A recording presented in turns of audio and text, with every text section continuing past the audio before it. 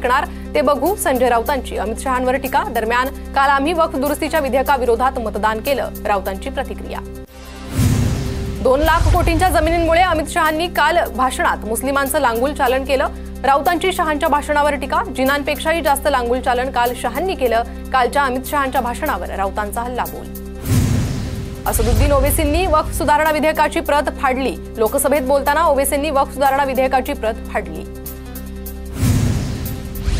वक्फ सुधारणा विधेयकाच्या मंजुरीनंतर देशातल्या अनेक राज्यांमध्ये हाय अलर्ट जारी, पोलीस कर्मचाऱ्यांच्या सुट्ट्या उत्तर प्रदेश सरकारकडून रद्द, राजधानी दिल्लीतही हाय अलर्ट जारी।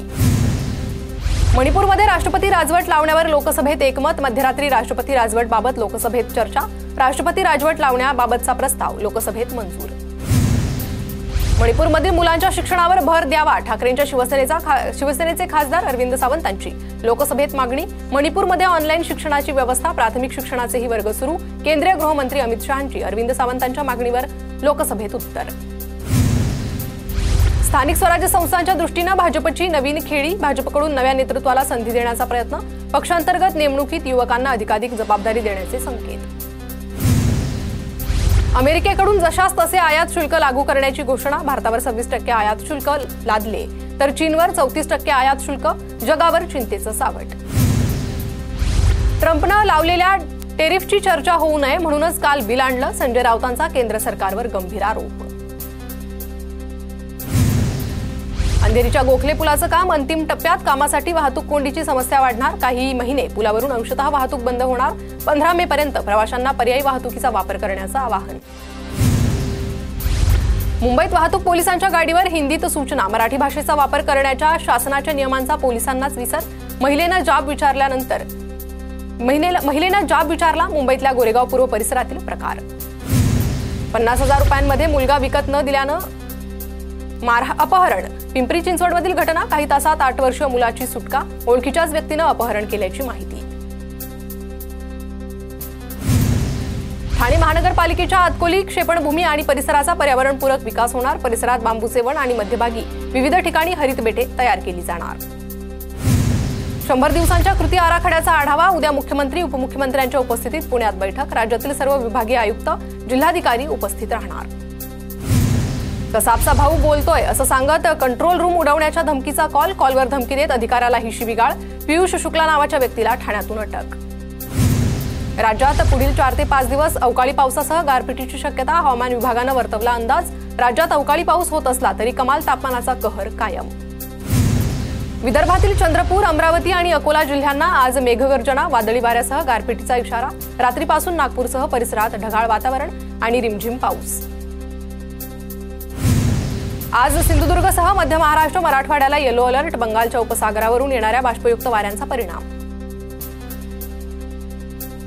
तर मध्य महाराष्ट्र, मराठवाड्याला येलो अलर्ट जारी करण्यात आलेला आहे। इकडे कोकणात देखील पावसाच्या पहाटेपासूनच सरी बरसतात, संपूर्ण महाराष्ट्रालाच पावसाचा अंदाज जारी करण्यात आलेला आहे। रत्नागिरी शहराला अवकाळी पावसानं झोडपलं, पहाटे जवळपास 1.5 तास अवकाळीचा कहर, विजांच्या गडगडाटासह पावसाची जोरदार बॅटिंग। नाशिक शहराला अवकाळीनं झोडपलं, शिंदे, पळसे, माडसावंगी, शिलापूरमध्ये गारपीट, अवकाळी पावसामुळे शहरातील काही परिसरात वीज पुरवठा खंडित। सिंधुदुर्ग जिल्ह्यात पहाटेपासून अवकाळी पावसाची हजेरी, वैभववाडी, कुडाळ, कुसगाव, नारूर, हिरलोक, माणगाव पट्ट्यात मेघगर्जनेसह अवकाळी पाऊस, आंबा बागायतदारांचं नुकसान होण्याची शक्यता। बुलढाण्यात सकाळपासून वादळी वाऱ्यासह विजांच्या कडकडाटासह अवकाळी पाऊस, बुलढाण्यात दुसऱ्या दिवशीही अवकाळी पावसाची हजेरी, शेतकऱ्यांच्या पिकांचं प्रचंड नुकसान। आज मुंबईला तुरळक पावसाचा इशारा, मुंबईत मागच्या 4-5 दिवसापासून ढगाळ वातावरणामुळे नागरिक उकाड्यानं हैराण।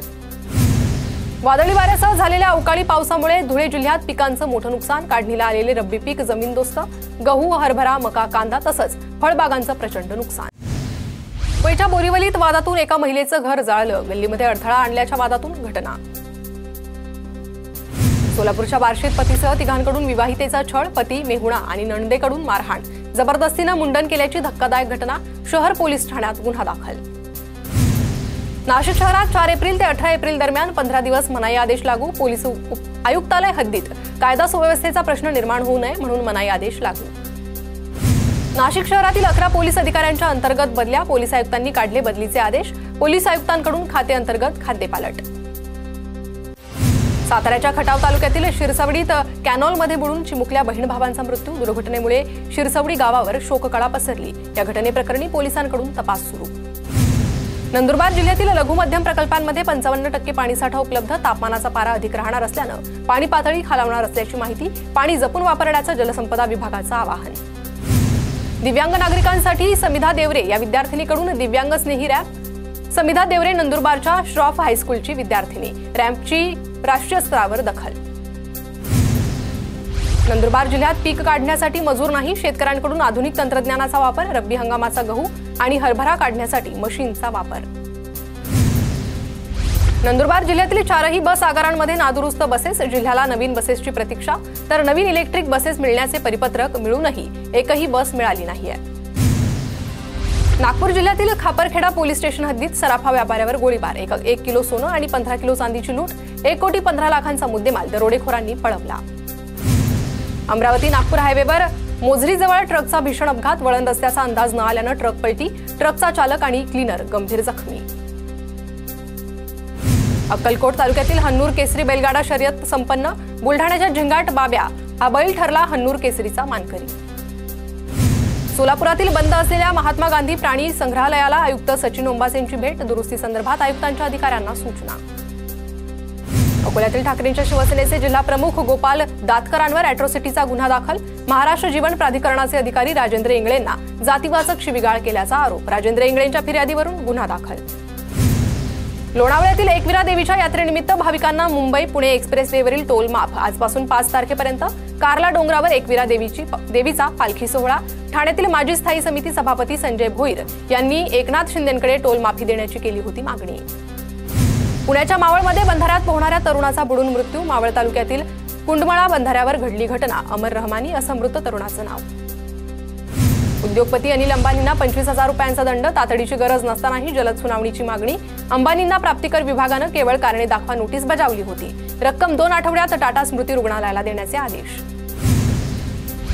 भारताचा युवा खेळाडू यशस्वी जयस्वाल मुंबई संघाची साथ सोडण्याची शक्यता। यशस्वी आता गोव्याकडून देशांतर्गत क्रिकेट खेळणार असल्याची माहिती। यशस्वीचा मुंबई क्रिकेट असोसिएशनकडे ना हरकत प्रमाणपत्रासाठी अर्ज। विदर्भातील 13 मोठे सिंचन प्रकल्प अपूर्ण। सिंचन प्रकल्प पूर्ण होण्यास अजून काही वर्ष लागणार। 3 प्रकल्प 2027 आणि 5 प्रकल्प 2029 पर्यंत पूर्ण होणं अपेक्षित। मुंबईच्या मिठी नदीतील गाळ काढणाऱ्या 10 कंत्राटदारांची चौकशी। आर्थिक गुन्हे शाखेच्या विशेष तपास पथकाकडून मुंबई पालिकेकडे कंत्राट प्रक्रियेसंदर्भातील माहितीची मागणी। मुंबईत एका सेलिब्रिटीची हत्या करण्यासाठी आलेल्या 5 जणांना अंधेरीतून अटक। मुंबई गुन्हे शाखेची मोठी कारवाई। आरोपी बिश्नोई गँगशी संबंधित असल्याची दाट शक्यता। सजावटीसाठी वापरल्या जाणाऱ्या प्लास्टिकच्या फुलांवर बंदी नाही। केंद्र सरकारनं मुंबई हायकोर्टात मांडली भूमिका, तर सरकारच्या निर्णयाला आव्हान देण्यासाठी कोर्टाकडून याचिकाकर्त्यांना सुधारित याचिका करण्याची मुभा। सरकारी शाळांमधील विद्यार्थ्यांच्या गणवेशाचे रंग निवडण्याचे अधिकार हे संबंधित शाळांनाच। एक राज्य एक गणवेश योजनेत गोंधळ उडाल्यानंतर शालेय शिक्षण विभागाची या योजनेतून माघार। NMMSच्या शिष्यवृत्ती पात्र विद्यार्थ्यांची निवड यादी जाहीर। केंद्रीय शिक्षण मंत्रालयाकडून यंदा महाराष्ट्रासाठी 11,682 विद्यार्थ्यांची निवड।